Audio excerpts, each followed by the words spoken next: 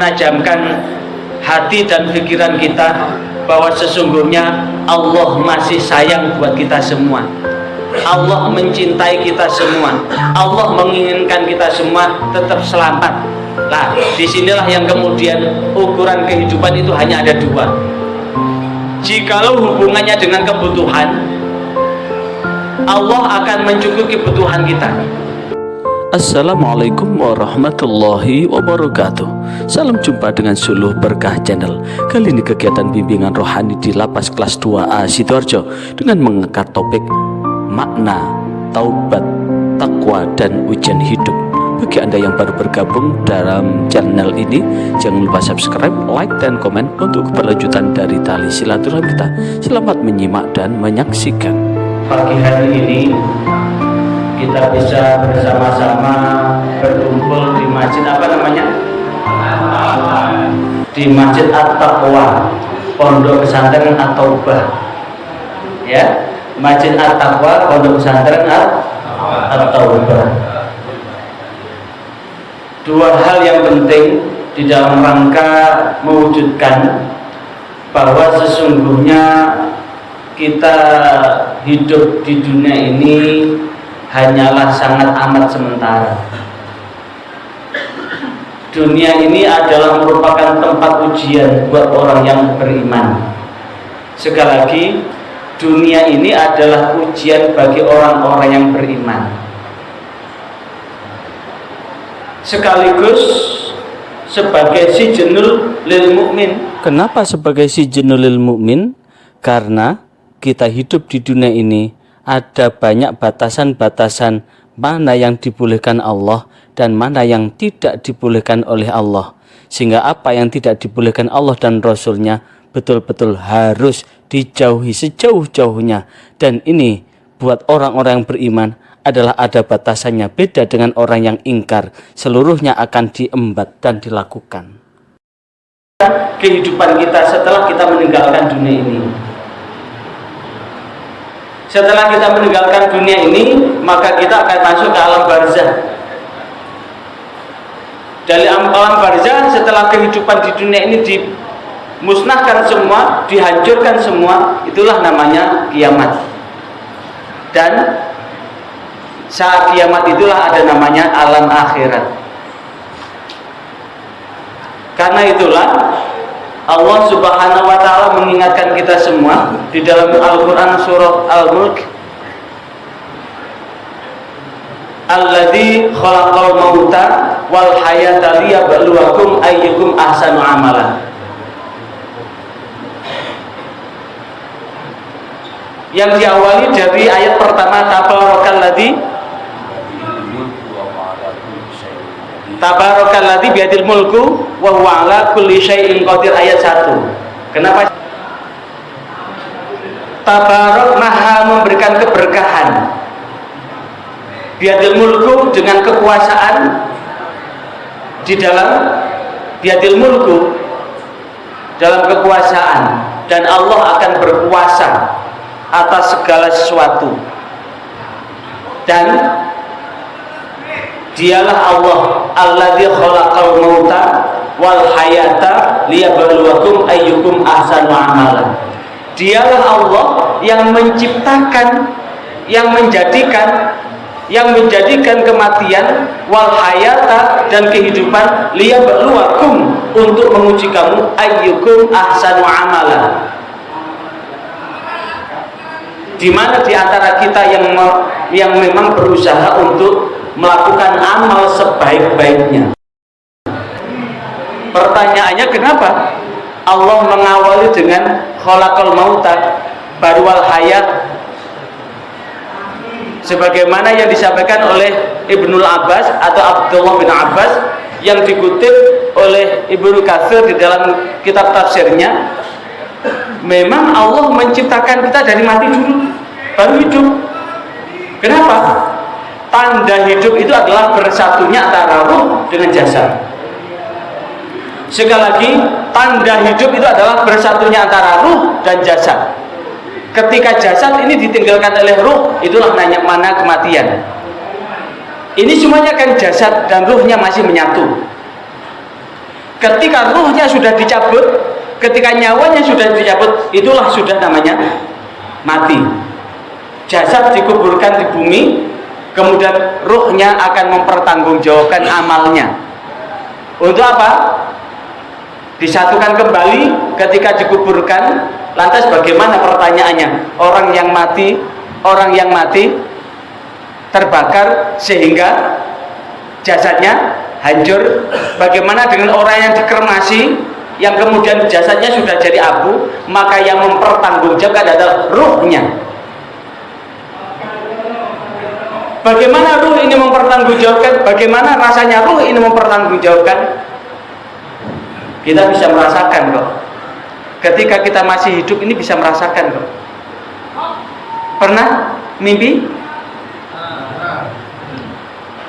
Tadi pagi, tadi malam saya bermimpi. Mimpinya saya diturunkan satu tempat, kemudian mobil yang membawa saya ini maju, saya ngejar. Saya kejar, padahal ngejarnya dalam mimpi itu. Begitu bangun ngos-ngosan betul itu. Padahal begitu bangun, itu artinya bahwa alam ruh itu ada. Itu artinya bahwa alam barzah itu ada. Dan kenapa Allah menjadikan kita mati dulu? Khalaqal mauta, mati dulu. Karena ruh kita ini sudah Allah ciptakan sejak zaman azali. Sejak zaman permulaan zaman, ruh itu sudah diciptakan semua. Ruh kita ini sudah diciptakan semua. Cuma lahirnya diatur sesuai dengan skenario-nya Allah. Dan kenapa dari mati dulu? Kita akan lahir dari rahim ibu kita kan? Tapi rahim ibu kita tidak kemudian tiba-tiba ada.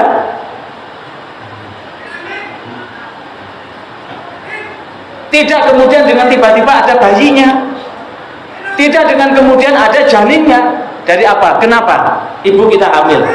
Kenapa ibu sampean hamil, Mas? Mengandung siapa yang kenapa mengandung?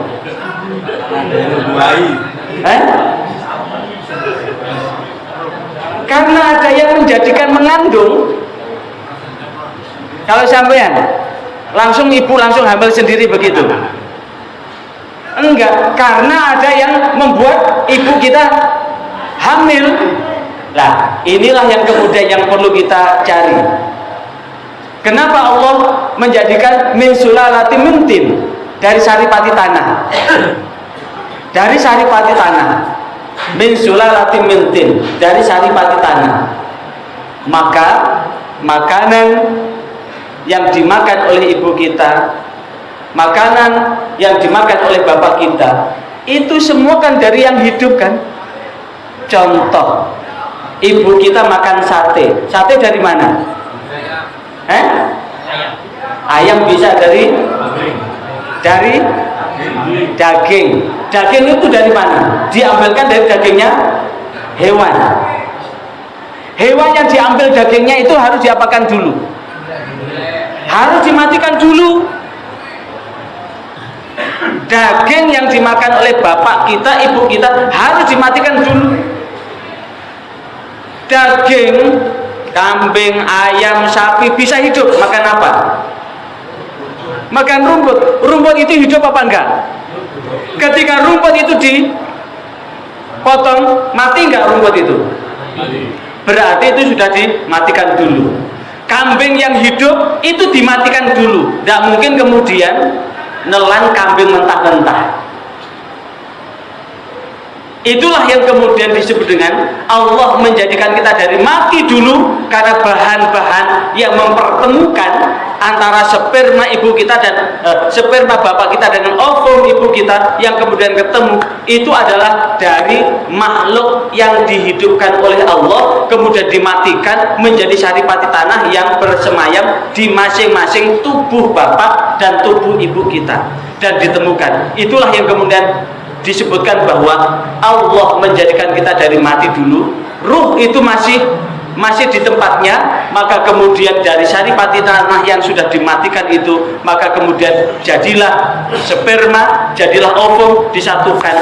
Dan setelah sperma dan ovum disatukan, setelah 40 hari ketiga atau 120 hari, Allah meniupkan ruh. Allah memerintahkan malaikat untuk meniupkan ruh di dalam diri kita yang ketika itu masih ada di perut ibu kita. Di saat itu Allah sudah memberikan kehidupan, menghidupkan kita di perut ibu kita, berasal dari mati dulu. Karena itulah sebagaimana yang disampaikan oleh Ibnul Abbas, Allah memberikan kita kesempatan meninggal 2 kali, hidup 2 kali. Sekali lagi, Allah memberikan kesempatan kita meninggal 2 kali, hidup 2 kali.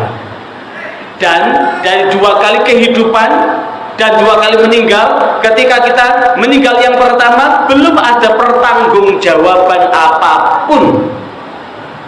Kalaupun toh kita sudah dihidupkan di rahim ibu kita, tapi kemudian belum balik kita sudah meninggal, maka tidak ada tuntutan hukum apapun buat kita.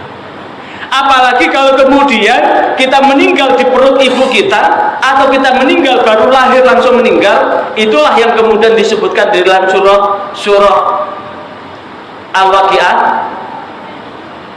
adalah disebut wildanum mukhalladun. Disebutkan wildanum mukhalladun, anak surga yang kekal di surga.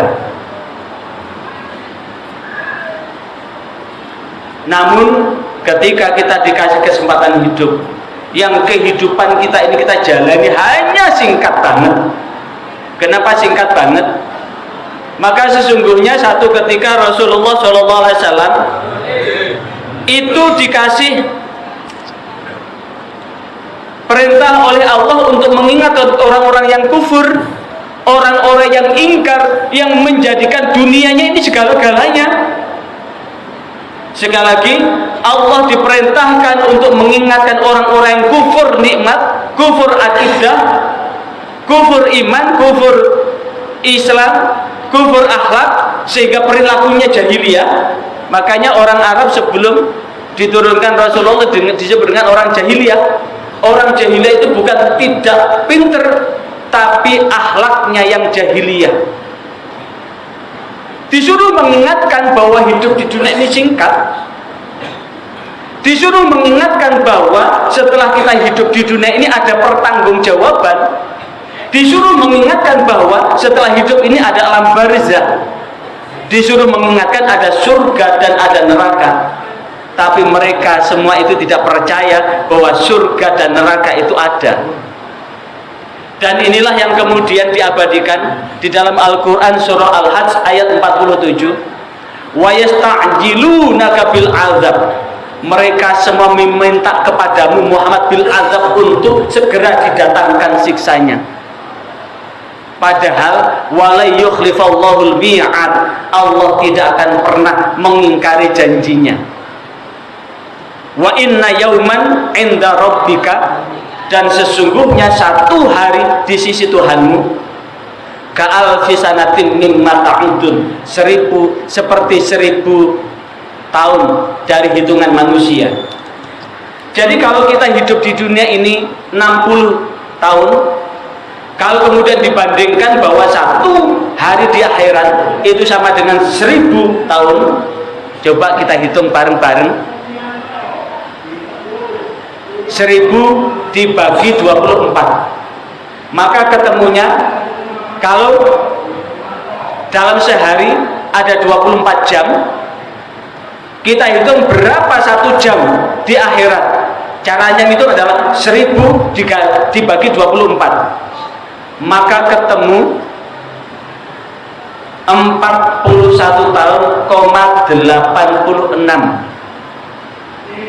Sekali lagi, 1 jam akhirat itu sama dengan 41 tahun, 86. 41,86 tahun. Kalau setengah jam itu sama dengan 20,97 tahun. 20,97 tahun. Kalau kita dikasih umur 60, kalau 1 jam 21,86, setengah jamnya 41,86, setengah jamnya adalah 20,97, maka 1 jam setengah kita hidup.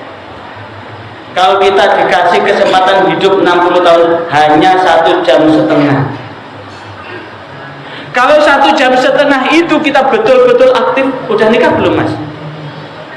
Nikah umur berapa? 17. Kalau sampai nikah umur berapa? 27. Sekarang umur berapa? 39. Belum ada setengah jam menikmati hidup. Karena setelah nikmat hidup itu adalah sudah punya istri. Artinya kita betul-betul aktif, produktif, itu tidak ada setengah jam akhirat. Ini artinya apa? Bahwa betul-betul kehidupan ini setelah Allah menjadikan kita mati kemudian dihidupkan, ini betul-betul tempat ujian buat kita. Liyabluwakum, untuk menguji kamu semua, ayyukum, bagaimana kamu semua, ahsanu amala, untuk berbuat sebaik-baiknya. Sekarang pertanyaan, kehidupan yang begitu kekal di akhirat, akankah kita korbankan hanya setengah jam hidup yang sia-sia? Akankah kita akan mempertanggungjawabkan kesengsaraan di akhirat dengan kehidupan yang sangat sementara ini? Maka tentu pilihannya adalah satu. Kita tetap kembali dan berusaha untuk kembali ke jalan yang benar. Kembali ke jalan yang benar itu berarti dengan kata taubat, dari kata tabayatu taubatan. Taba itu adalah misalkan kita pada satu jalan begitu nyimpang begitu ya, maka segera kembali ke arus utama. Arus utama yang menuju ke jalan kebenaran, jalan keselamatan, jalan akhirat. Nah, kembali ke arus utama inilah yang kemudian piranti apapun yang menjadi bagian yang tak terpisahkan dalam mendatangkan ridha Allah, inilah yang kemudian kita cari, yang kemudian kita gali sedemikian rupa. Lah, menunjukkan sayangnya itu dengan berbagai macam cara. Ada yang kita memang betul-betul salah, maka dengan kesalahan yang kita perbuat ini Allah mengingatkan. Semakin kita mendekat kepada Allah, semakin kita segera diingatkan oleh Allah. Contoh, kita berbuat apapun di Masjidil Haram maupun di Masjid Nabawi ketika kita haji maupun umroh, itu langsung kontan itu. Jadi pikiran terlintas apapun, pikiran-pikiran yang buruk itu langsung diingatkan. Lintasan-lintasan ini langsung diingatkan. Artinya apa? Semakin kita mendekat kepada Allah, Allah tidak rela jika hambanya ini terlampau jauh meninggalkan jalan yang benar. Sehingga ketika Allah mengingatkan ini, semakin kita mendekat, kita semakin diingatkan oleh Allah. Nah, maka apa yang kita alami, yang saudara-saudara alami di tempat ini adalah bagian dari cintanya Allah pada kita. Ada yang narkoba, diingatkan, sing pemakai pengedar narkoba, ini adalah bentuk peringatan Allah buat kita semua, bahwa sesungguhnya hidup kita di dunia ini hanya sementara. Kita betul-betul tidak berdaya. Ini baru hidup di dunia. Ojo diterus-terusno. Apa maneh tambah nyebarno narkoba nang nggone jero. Lek wis kecekel mergo narkoba, isek ngedarno narkoba, iki jenenge wong gak getuk gelem tobat. Ini namanya tidak mau bertobat. Maka sesungguhnya bentuk cinta kasih Allah yang Allah berikan ini adalah mengingatkan bahwa kita semua ini tidak berdaya. Maka dengan ketidakberdayaan kita ini, bagaimana caranya kita ini kembali ke jalan yang benar. Nah, janji Allah tidak akan menimpakan siksanya selama dia wahum mustaghfirun, selama dia senantiasa mohon ampun kepada Allah Subhanahu wa taala. Wa ma kana Allah yu'adzibahum wa anta fihim. Wa ma kana Allah yu'adzibahum wa anta fihim. Allah tidak akan menyiksamu, Allah tidak akan menimpakan siksanya buat kamu wa anta fihim, sementara engkau Muhammad masih ada di tengah-tengah mereka. Berarti orang yang senantiasa memperbanyak sholawat kepada Rasulullah sallallahu ala Muhammad sallallahu alaihi wasallam sallallahu ala Muhammad sallallahu alaihi wasallam. Janji Allah itu, Allah tidak akan menimpakan siksanya buat kita semua selama di dada kita masih ada Rasulullah. Apa maksudnya di dada kita masih ada Rasulullah?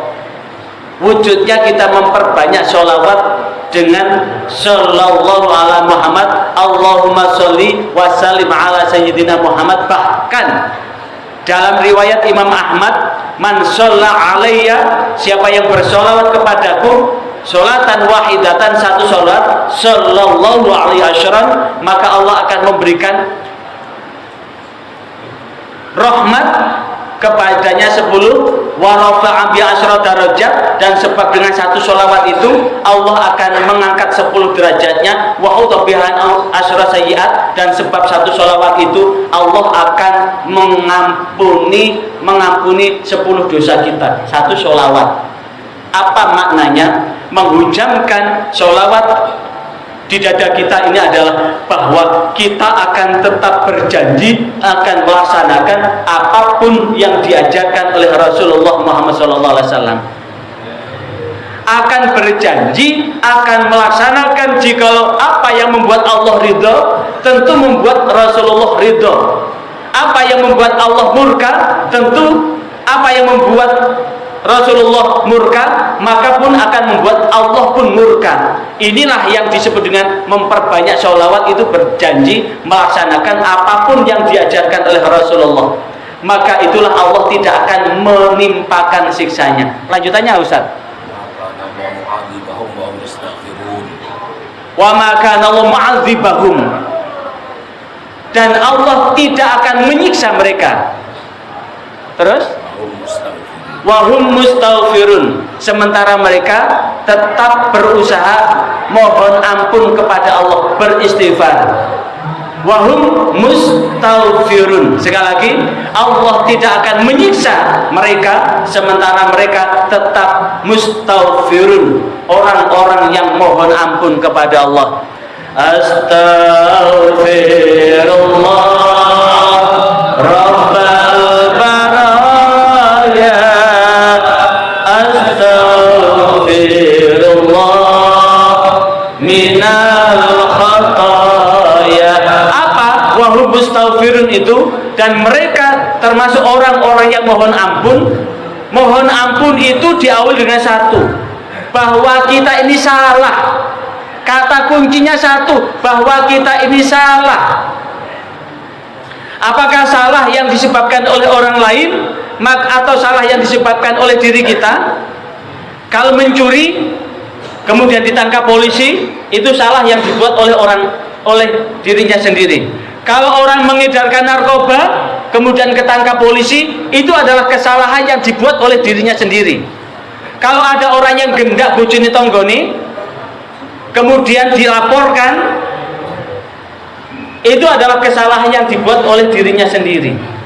Tapi ada yang kesalahan dibuat oleh orang lain. Kesalahan yang dibuat oleh orang lain yang tidak tahu bahwa orang lain itu berbuat salah, kita kemudian menjadi saksi, apakah membubuhkan tanda tangan atau sebagainya, itu juga dianggap seperti ustadz kita ini. Sebetulnya beliau tidak salah,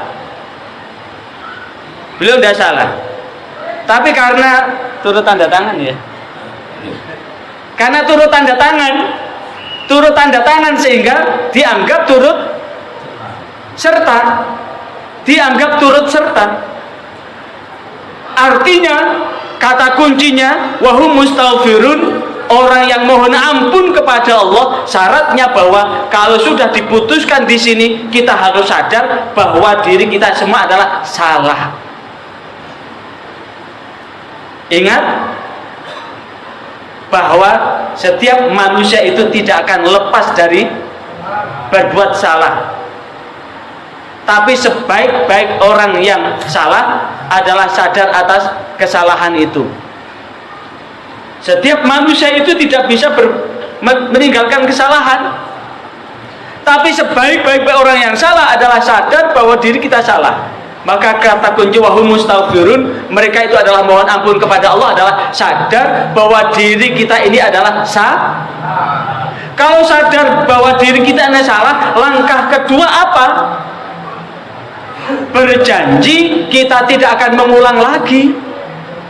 Kalau yang narkoba berjanji selepas itu kita tidak akan no way narkoba. Kalau mencuri, no way mencuri. Berarti ini namanya janji. Dan yang ketiga, akan mengganti dengan ibadah yang lebih bagus. Ini syaratnya taubat. Yang keempat, jikalau ada hubungannya dengan orang lain, minta maaf dan minta dihalalkan. Kenapa? Jikalau ibadah kita dengan maksiat kita tidak sebanding, ibadah kita baru nyampe 100 tapi maksiat kita sudah 110, maka timbangannya masih jompleng ke. Kalau sudah demikian ini, kita butuh amnesti dari Allah, kita butuh pengampunan dari Allah, kita butuh syafaatul uzma dari Rasulullah. Nah, namun jika ada kesempatan, maka kesempatan adalah saling memberi dan meminta maaf. Inilah yang kemudian Allah tidak akan menyiksa mereka, sementara mereka tetap wahum mustaghfirun. Mereka adalah mohon ampun kepada Allah. Karena itulah saudara, bahwa sesungguhnya kehidupan kita, mengulang tadi bahwa ad-dunya sijnul lil mu'min, bahwa dunia ini adalah penjara buat orang yang beriman. Karena Allah menginginkan kehidupan yang kita jalani ini tetap selamat sampai akhirat. Maka di saat itulah segala apa-apa yang merugikan orang lain maupun merugikan diri sendiri, sekali lagi, segala sesuatu yang membuat diri kita rugi maupun orang lain rugi, itu adalah diharamkan oleh Allah. Contohnya apa? Narkoba. Narkoba itu kan membuat diri kita semakin rusak kan? Narkoba membuat tubuh ini semakin hancur kan? Tanpa disadari sel-sel otak kita ini akan mati dan dimatikan oleh narkoba itu. Dan hal-hal yang merugikan diri sendiri adalah sesuatu yang membuat Allah murka, atau hal-hal yang membuat orang lain rugi. Misalkan mencuri, merampok, menjamret, itu kan membuat orang lain rugi. Dan yang dibolehkan antara minkum adalah hubungan yang saling ridho. Orang berdagang, dagang yang apa? Dagang yang menjual tidak rugi, yang membeli juga tidak rugi. Yang menjual tidak rugi, yang membeli tidak rugi. Caranya apa? Jika ada hubungan dengan takaran maupun timbangan, tidak ada kecurangan. Kalau ada kecurangan, wailul lil mutaffifin, celakalah bagi orang yang mencurangi takaran atau timbangannya. Berarti ketika timbangan takarannya dikurangi, yang untung penjual, yang rugi yang membeli. Membeli beras 1 kilo ternyata ditimbang ulang hanya 8 on, yang 2 hanya 8 on, yang 2 on dicurangi oleh penjual. Maka ini bagian yang membuat Allah murka. Membeli gandum, makanya satu ketika membeli gandum yang atas kering, yang bawah itu basah, maka ini namanya mencurangi pembeli. Maka inilah segala sesuatu yang menjadi batasan-batasan. Inilah yang kemudian disebut dengan bahwa dunia ini adalah penjara bagi orang yang beriman. Tapi ingat bahwa apapun bentuk ujian kita, yang dapat kita lakukan saat ini adalah menajamkan hati dan pikiran kita bahwa sesungguhnya Allah masih sayang buat kita semua. Allah mencintai kita semua. Allah menginginkan kita semua tetap selamat. Nah, disinilah yang kemudian ukuran kehidupan itu hanya ada 2. Jikalau hubungannya dengan kebutuhan, Allah akan mencukupi kebutuhan kita. Karena tidak sedikit pun, tidak satu pun orang yang dibiarkan oleh Allah mati karena kelaparan. Sekali lagi, Allah tidak akan membiarkan makhluknya ini mati karena kelaparan. Bahkan tentang kisah siapa Ustadz itu? Ada seorang saudagar di tengah hutan, kemudian dia tertidur, kemudian rotinya dicuri oleh seekor burung gagak. Siapa? Syekh Ibrahim Al-Adham. Itu rotinya itu dicuri gagak. Maka gagak itu diikuti. Ternyata gagak itu masuk ke dalam gua. Dan di dalam gua apa yang dilakukan oleh gagak itu? Gagak sambil membawa roti itu hinggap di dadanya seorang saudagar yang dirampok di tengah jalan, yang dibelenggu, dimasukkan ke dalam gua. Dan Syekh Ibrahim Al-Adham menyaksikan gagak itu menyuapi roti hasil curiannya kepada seseorang yang dibelenggu di dalam gua itu. Maka setelah selesai disuapi, Ibrahim bin Al-Adham itu melepas talinya dan ditanya, kenapa kamu sampai di sini? Saya berhari-hari di sini, saya habis dirampok dan saya kemudian dibelenggu di tempat ini. Tapi Allah tidak membiarkanku mati kelaparan. Allah mengirim burung gagak untuk menyuapiku hingga aku bisa tetap bertahan hidup sampai sekarang. Apa artinya? Ini sebagai bukti Allah tidak akan membiarkan hambanya mati karena kelaparan. Berarti Allah akan senantiasa mencukupi kebutuhan hidup hambanya. Makanya Allahul kafi Rabbuna kafi kafi wajadnal kafi likulil kafi kafanal kafi wa ni'mal kafi alhamdulillah. Zikir ini mengingatkan bahwa Allah akan mencukupi kita dalam situasi apapun dan bagaimanapun. Karena Allah tidak akan membiarkan hambanya mati kelaparan. Tapi sekali lagi, di dalam diri manusia ini ada namanya kebutuhan hidup atau keinginan hidup. Kalau kita hanya untuk memenuhi kebutuhan hidup, Allah akan selalu mencukupi. Tapi kalau untuk keinginan hidup, inilah yang tidak ada ukurannya. Karena setiap orang akan dituntut oleh nafsu untuk menuruti gaya hidup. Karena itu, wa annahu huwa aghna wa aqna. Dialah Allah, zat yang memberikan kekayaan dan ketercukupan.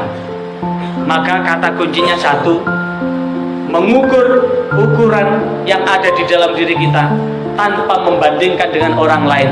Itu salah satu adalah perangkat penting dalam rangka apa? Mengingatkan kita bahwa sesungguhnya kata kuncinya hanya satu. Bagaimana kita bisa tidur nyenyak, awak kepenak, makan tetap lahap, makan tetap lahap, makan tetap lahap berarti tubuh masih. Demikian liputan ini. Bagi Anda yang baru bergabung dalam channel ini, jangan lupa subscribe, like, dan komen sebelum meninggalkan channel ini. Sampai jumpa kembali. Wassalamualaikum warahmatullahi wabarakatuh.